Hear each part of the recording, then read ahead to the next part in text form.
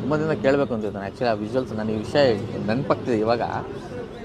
ಅಂಬೇಡ್ಕರ್ ಅವರ ಸಿದ್ಧಾಂತಗಳು ಮತ್ತು ನಿಮ್ಮ ಮೇಲೆ ಅದು ಬೀರಿರುವಂಥ ಪ್ರಭಾವ ಅಂದರೆ ಅವಾಗವಾಗ ನನಗೆ ಅನಿಸುತ್ತೆ, ಸುಮಾರು ಸತಿ ನಾವು ಮಾತಾಡಿದ್ದೀವಿ ಕೂಡ, ಭೀಮಾ ಅಂತ ಟೈಟ್ಲ್ ಇಡೋದಕ್ಕೂ ಇದೆಲ್ಲ ಏನಾದರೂ ಕನೆಕ್ಷನ್ ಇದೆಯಾ ಅಂತ. ಆನೆಸ್ಟ್ಲಿ ಹೇಳ್ಬೇಕಾದ್ರೆ ನೋಡು, ಬಾಬಾ ಸಾಹೇಬ್ ಅಂಬೇಡ್ಕರ್ನ ಕೂದಲೆಲ್ಲ ನಿಂತ್ಕೊಂಡ್ಬಿಡತ್ತೆ ನೋಡು. ನೋಡಿ ಹೆಂಗೆ ನನಗೆ ಜುಮ್ ಅಂತ ನಿಂತ್ಕೊಂಡ್ಬಿಡತ್ತೆ. ನಾನು ಅವ್ರ ಬಗ್ಗೆ ಚಿಕ್ಕದಾಗಿ ಅವ್ರ ಬಗ್ಗೆ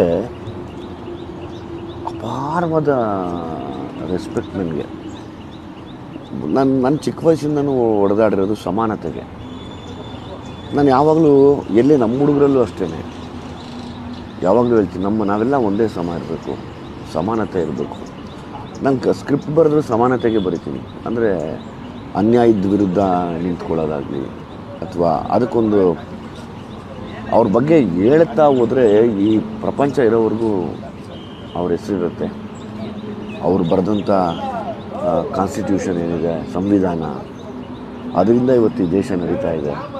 ಮತ್ತು ಅವರು ಓದ್ಕೊಂಡಿರೋ ವಿದ್ಯೆ ಬೇರೆ ಯಾರೂ ಓದೋಕ್ಕಾಗಲ್ಲ, ಅದು ಸಾಧ್ಯನೇ ಇಲ್ಲ.